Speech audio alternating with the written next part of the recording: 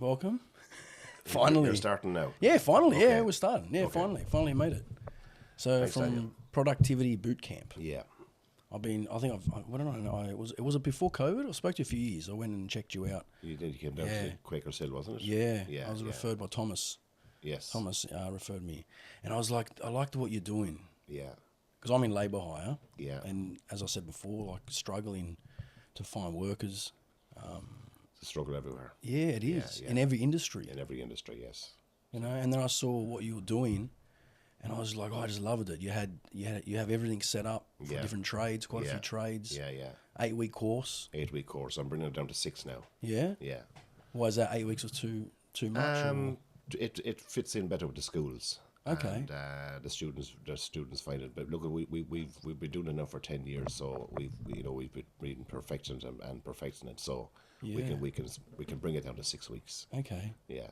So how does it work? Can you explain how it works? Like, So it's government funded. government funded, Yep. and corporate funding. We've state funding, federal funding, and JP Morgan is one of our biggest funders. Okay. Yeah, so it's good to get some industry Yeah. involved. How does it work? Excuse me. The gap that I seen in the market was young people coming out of school typically they choose a trade, and the three most common trades to choose is carpentry, electrical, and plumbing. Mm-hmm.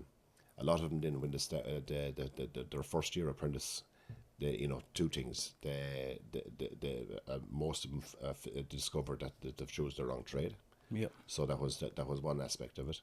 But the big thing I saw was the whole mindset, the whole what with the expectations of what's required when they go into work.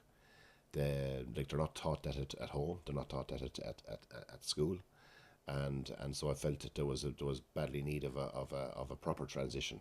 We talk about transition from school to work. Yep. There's lots of them out there, but the white card, get interview skills, communication skills, couple of tickets, units of competency, and they call that ready for work. Yeah. To me, that's not ready for work. You have to bring them into the real world. Yeah. So that's the gap I saw. So yes, I expose them to many different trades, but I've only got 6 weeks, so there's only so many trades I can expose them to. So that's what happens in the 6 weeks. That's what happens in the 6. No, I say to people, they're my tools. Yep. to rewire this young generation into make them believe that in the end of the day, this world owes you nothing. If you want anything in this life, you have to work for it. Mm-hmm. So we're there over that 6 weeks. Yeah, we expose them to different industries, but while we're exposing them, we're really working on their on like I said, the mindset, their work ethic, their body language, their everything that when you think about a young person starting a job, if he came out of boot camp and he was able to hang a door, but wasn't able to fulfill a good day's work or turn up every day or be on time every day, an employer will choose someone that can hang a door but will work hard and turn up every day before he'll choose a young fella that'll hang a door. Correct. So the stations and the industries that's in my yard, I call them my tools to work. So how can you reshape a young person if in a classroom? I have to get him to physically doing something. He has to be, so whether he's tying steel or building a roof or putting up frames or doing concrete skills, it's the skills are a bonus, but so I deliberately choose my trades that are hard. Like for instance, if I was to have a big electrical station, there's too much teaching in electrical station. Mm-hmm. They have the 4 years. They have the next 4 years of their life in an apprenticeship to learn how to wire homes and or fuse boxes or whatever the case may be. But I've only got 6 weeks, so if my training was to spend time teaching him how to wire a plug or how to wire up everything, Take the whole time. It's taking time. Where if he's tying steel, I can teach him to tie steel pretty good within an hour. Yeah. So now I have him doing a skill that I can have him tying a big wall, but the big wall will test him. Yes. The big wall will test him. His attitude will test to see, is he going to go for water every 20 minutes? Yeah. Is he going to go to the bathroom every hour? You know, looking for excuses to get out of work. Correct. It's like psychology, isn't it? It's pure psychology. Fantastic. It's all psychology, and where I got it from was it was a company in America that set up this company years ago in just doing two things: music and pottery. So the pottery was there that when the young lad seen the pottery coming into shape, that was the wow factor, and get the young lad hope that he can achieve anything if he put his mind to it. The music then was the soothing part. Now we were that was a program dealing with very disadvantaged, you know, from very low economic areas. But when I read the book, it wasn't about the pottery, it wasn't about the skill. It was he called them his tools. So I took the same concept. Only I've a lot of tools. I've a lot of carpentry. I have concrete, and I have formwork, and I have a small bit of electrical, very simple electrical, plumbing. But they're all physical activities. Yeah. They're all activities that I can teach them fast, and I can and then where my trainers then become a supervisor. Yep. So what's a supervisor's role? He's there to manage a crew. A good supervisor will not be on the tools. A good supervisor will labour into his crew because it allows him to see his crew performing. It allows him to see that okay, these two here nearly finished this section. I better get this ready over here so they can fall straight into it. That's a good supervisor. If you see a supervisor on the tools, he's not managing his crew. Yeah, he's too busy working. So my trainer is there then to you know, wants to learn how. I go back to tying the wall. When they're tying the wall, he's able to stand back. He's able to see their strengths. He's able to see their weaknesses. He's able to narrow in on that young person. Do you know what I mean? So yeah. He's watching him. It's not so much what he's doing, but just watching him. We don't care what he's doing. Yeah. As long as he's doing. We don't care if he's tying the wall upside down. It's his attitude of the day. And so look, we have a big speech where we call 20% deadwood. Every crew has 20% deadwood. We're never going to get 100%, but we tell that story to the young people, and that, you know, the reason you're here is because we don't want you to fall into that 20% category of deadwood. We want you to succeed. We want you to hold down a job, and the psychology of that is unbelievable, because when we see them slacking off, all we've got to do is look at them and say 20%. Yeah. And it's a trigger. That's right. You know what I mean? So so that's what, you know. That's good. Yeah, and another way I explain boot camp is, you know, we have a house with a roof. So, you know, this is the roofing industry, but we drill young people to carry 3 tiles under their arm. Climb that ladder with one hand, transition onto the scaffold, transition up onto the roof, drop the 3 tiles, climb to the top of the roof, climb down, come around, and repeat the whole process. Like what that doing is it's drilling. If you can imagine, when the first week of the roof, they're crawling with fear. This the second or third week, they're like monkeys on the roof. Yeah. So when they come to me and say, I'm interested in roofing, they're ready to go on that roof straight away. Yeah. The tiler will teach them how to tile. I'm not interested in teaching them how to tile. I'm teaching them there to teach them how to work. Yeah. So that's that's excellent. Yeah. That's so good. It's like, it is a full boot camp, isn't it? Well, like, that's what it's called. Boot camp. Yeah, I know. It is more like it's. And how do these? Who comes into it? Like, what's the age group? What's 16 to 24. To 24. We often took a lot older. We advertise 16 to 24. Yeah. Would you take older? Because there'll be people that it's good to, like, you know, even 30s, 40s. Last year we took 2 sisters. One was 46, one was 49. They worked in the prisons. Okay. And because of COVID, they didn't want to get the jobs, and they transitioned into the construction industry, and what a success. Really? Yeah. How good's that? Yeah. Women are great. They're brilliant. No. They're going to really...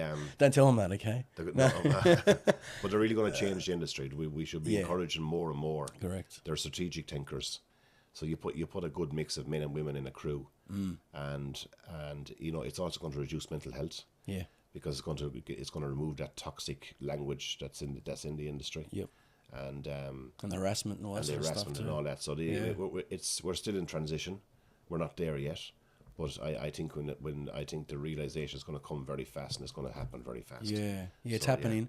Like a big company I dealt with, you know, there was women coming in. It's great because the men pick up their act too. They do. You put a female amongst, you know, 10 guys, 8 guys shuffling product. Yeah. It's amazing. Exactly. It's amazing, yeah. Yeah, they lift wanna us, show don't they? off. You want to show off. Yeah.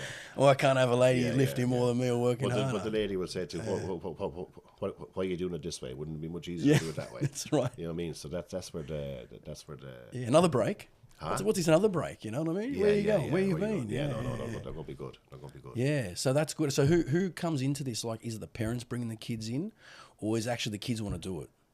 It's the parents and school advisors will let them know about boot camp. Yeah. When we interview, we want to interview them on their own, because we have particular questions that we can find out if they want to be here. Well, that's like, we've worked. Someone brings. I've had people come into the office or give me a call. It's their parents. And I said, look, can I speak to your son? Yeah. He needs to call me. That's a bad sign straight away.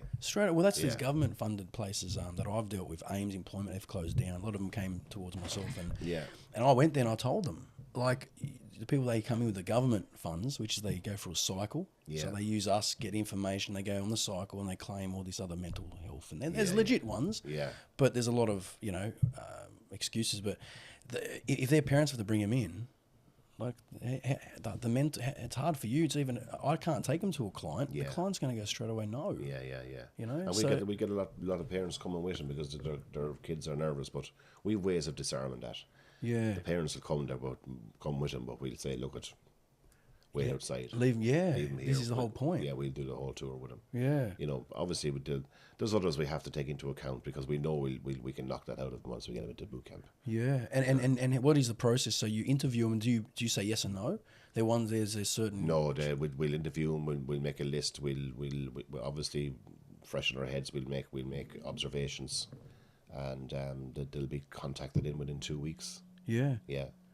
I see. So it's doable. So if there's parents out there, this is why I wanted to bring you in too, to discuss this, because it's serious. Yeah. You know? I'm on the other end where I can't find workers. Yeah. Mid-20s, 20s down, basically. And I think the society has sort of taken that away. I don't know if it's parenting or what it is, or technology's changed, but no one really wants to pick a hammer up or. It's there's a lot of things that factor, I think. Number one, parents are busy now. Most two parents are working. When we're rearing kids, the easiest thing to do is put an iPad in front of them to keep them calm, or to because that's the beginning of it. Then you have obviously like technology does obviously play a big part in it, but then the schools are not equipped to get them ready for work, and they're not, because they're bombarded with so much paperwork. So it's not the teacher's fault either. No, it's the system. It is a system. It's society, but it is what it is. We're not going to change that. To go back to our generation. Yeah, they were worried that we were going to become dope heads. Yeah, it was. You know what I mean? Yeah, dope heads, it was. Yeah. And it wasn't like addicted to there wasn't computer games. Yeah, yeah. You come home and your mum tells you do your homework. Yeah. This time eat, this time bed. Yeah. And you did it. Now all the kids are socialising online. Socialising online, they have more information. So that's the dope head now. That's the dope now.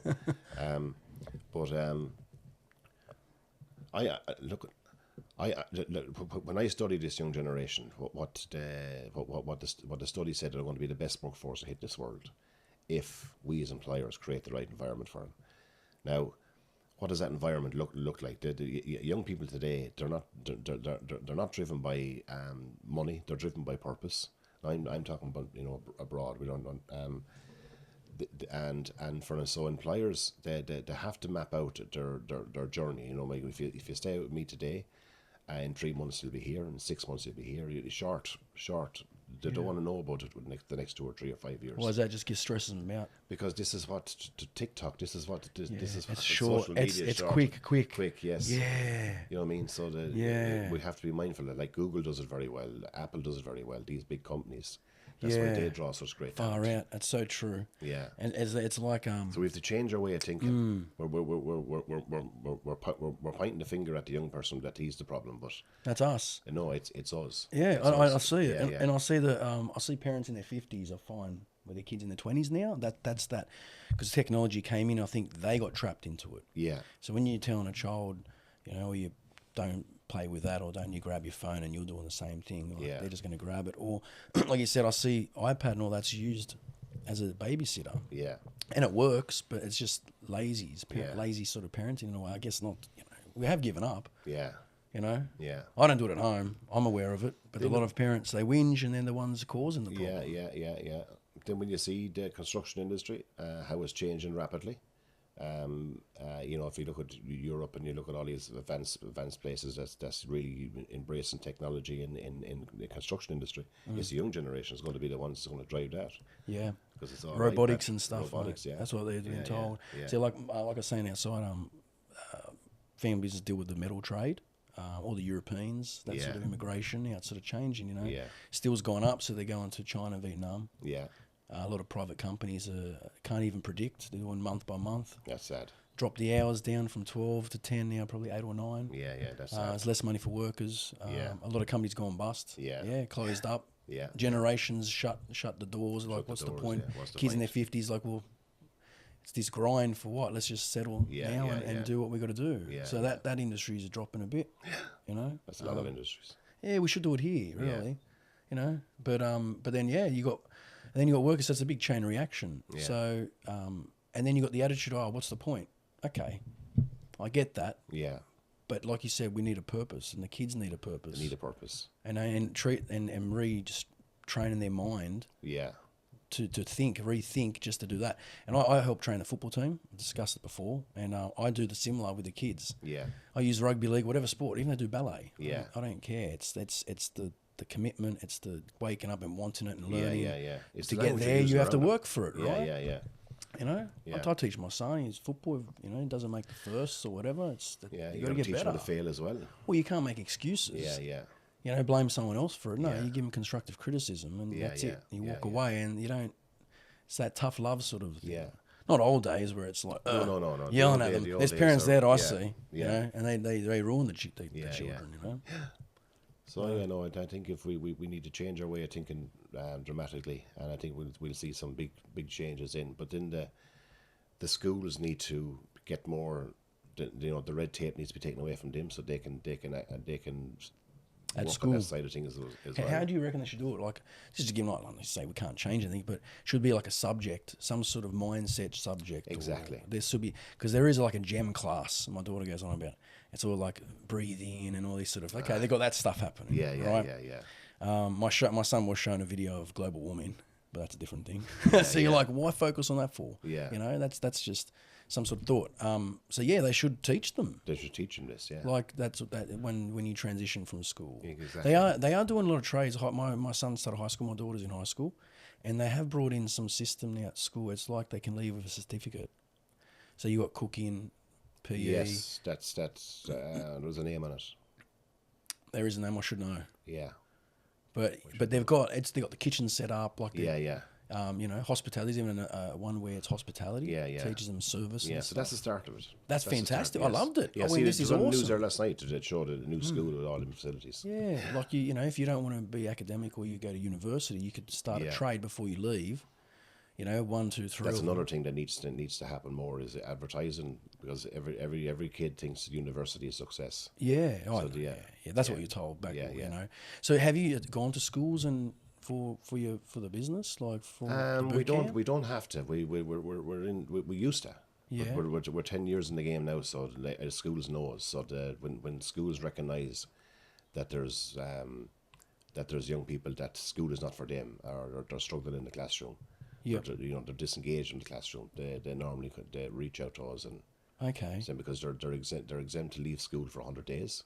Yeah. And then after boot camp, then they either to find a job or go back to school. So it's a great incentive for the young person. Yeah. To say, okay, look, you've done boot camp. If you can get a job within 3 months, we can sign you out. Yeah, and they probably feel important too. Yeah. Like mature, like, this is their friends. And like, if they're disengaged and they're not performing in school and they're not turning up for classroom, then they're way better off with us. Yeah, they don't have to be forced to be there. That's right. It's a great outcome for us when they go back to school. Some of them do. They do. Yeah, about 15% of them go back to school. Really? And improve. And improve. And So instead of going on a counselling and getting tablets, exactly, and getting told they have a problem, and get told of a problem, they get treated and given something so much more productive. Yeah. We've a lot of kids with ADHD. Yeah. Like they're disruptive in the classroom, but they're great workers. Yeah, see, because it's boring for them. Yeah, they need stimulation. They're thinking like this, Yeah. They just need how to filter it. That's it. Instead of having tablets. We teach them that. Yeah, that's excellent. So you have a psychologist go there as well. I think you told me, or you did. We have a psychologist on board. We only engage her when we need to. So, like for instance, after COVID, we had to retrain all our trainers again because COVID. New rules. Yeah. Not even new rules, just that was the rise of TikTok. Yeah, okay. And it was the stay home and do nothing. So and the stay at home. So we just had to get our team back in to retrain our trainers again. Yeah. To this is what you're facing now. Young people have less patience.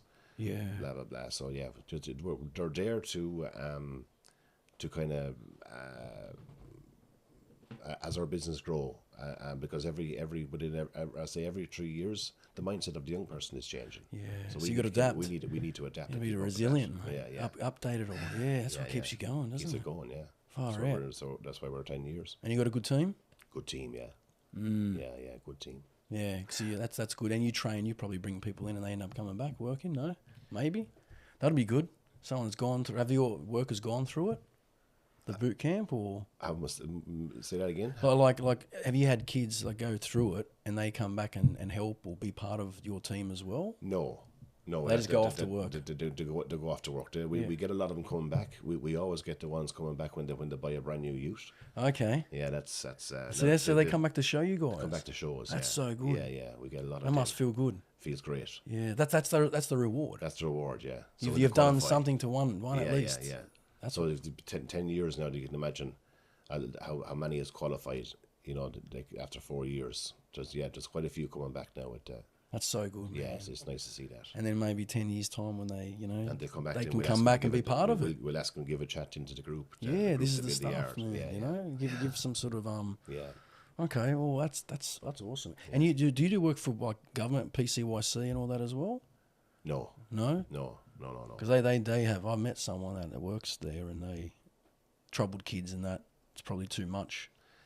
There's a certain line for safety in that, right? For safety, for the young person themselves, because we're not social workers, we're not psychologists, we're not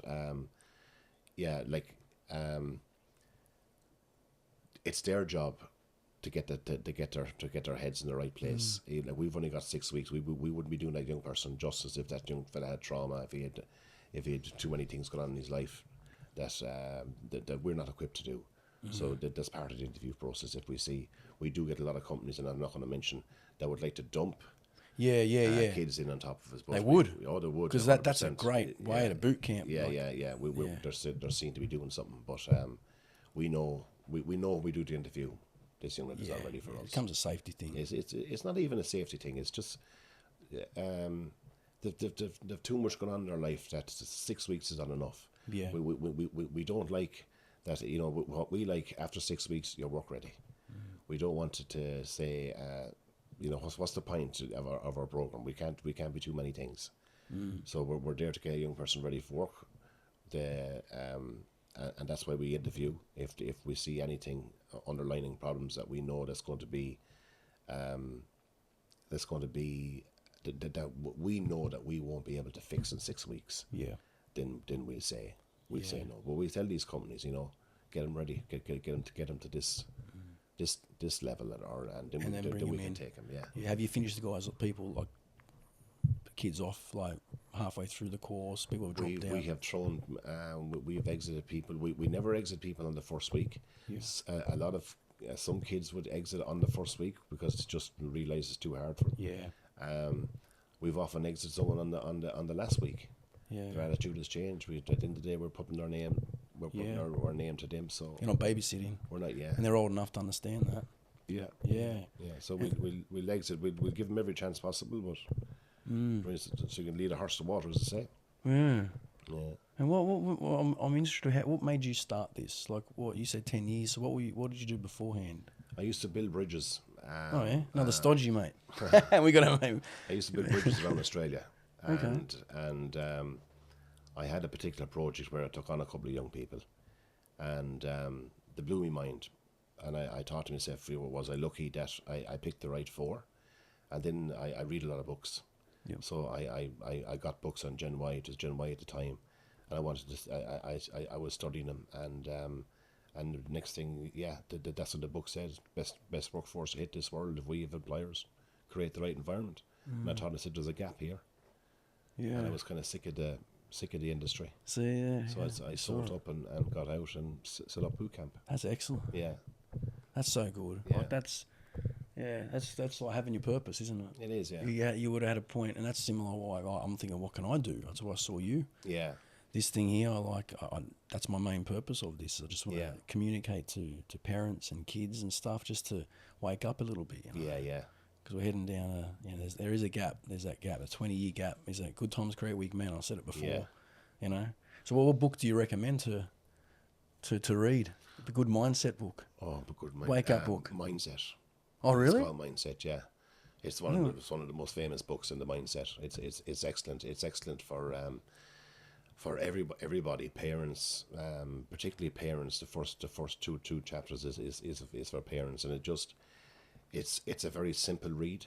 Yeah. And it's a book that you'll instantly change your way of doing things, because it's that good. It breaks it down into layman's terms. Yeah. That you'll automatically put things into action straight away. When I read it, straight away I started with my own kids. I started doing things differently. Yeah. So it's a powerful book. So you had to retrain your mind first as well. You know.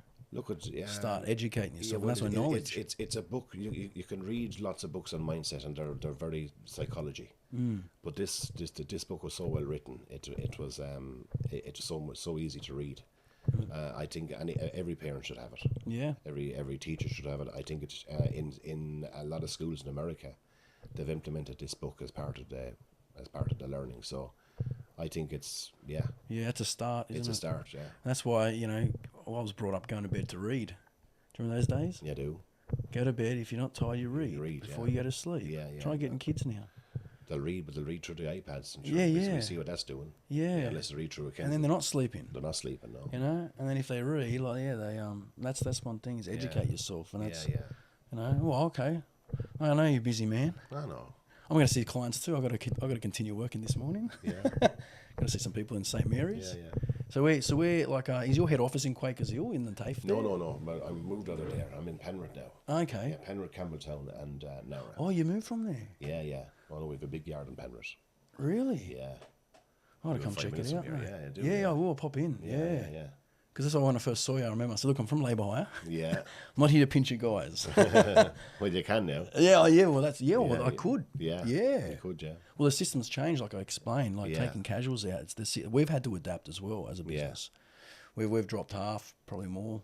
Yeah, because of the way the government and whatever, the economy. Yeah. It's sad. It is sad because I think young people particularly love that flexibility. They like that 2 or 3 jobs. Being a casual. Yeah. Being a casual. Earning that little bit extra, having that freedom. Yeah. And it's funny because when workers do go permanent, sometimes they end up leaving or they change. Once even the client takes them, they feel like they own them a little bit. They work for me direct now, and the worker feels trapped. That's fine. And problems happen, try before you... Just like a marriage. Try before you buy, well, but that I think they've made a mistake there, and I think I think young people particularly they want to be able to work 3 months here, 3 months there, and before they decide on what they want to do. And that's where companies use us as a filter. A filter, yeah. 3 months, 6 months, they can decide, and the worker can decide. It's perfect. It was a perfect transition. Yeah. From deciding, and now they're sort of taking that away where it's pushed. You got to go permanent. Yeah. Because they want everyone working so they can get their taxes, super. Have everyone locked in. That's fine. But like you said, you go back to the contractor. He wins a tender for 6 months, and he doesn't know what's coming after that. Yeah. He needs 20 people today, but he only might need 10. Yeah. Because the way it flows, that's right. The way it flows, yeah. I mean, if you have everyone permanent, you're going to start finish people off. And you know yourself, when you're dealing with a crew of 20, and you're carrying too many in some projects, that's your profit. Well, that's right. Yeah. Yeah. And then you got to finish people off or cut the hours down. Yeah. So what do you do? Yeah, everyone is affected. Yeah, it's not good. Well, that's it. So that's why I'm hoping to go back. You know, and then we can build it up again. But for now, rebrand if you're struggling in business. Yeah. You know, you rebrand. There's other ways you can take to survive. You know. Okay. But in the same time, boot camp. All right. No worries. But I'll pop into Penrith too. Do that, do. Yeah. I will. Yeah, I'll pop in and keep in touch. No But worries. thank you so much for coming. No here. problem at all. Seriously, man. Yeah. I've been hunting you for a while, Paul. You have been hunting me for a while. Yeah, but that's all right. I'm like a little niggle, you know, at the ankles, Never mate. gives Like a little. up. I never give up. Thanks, man.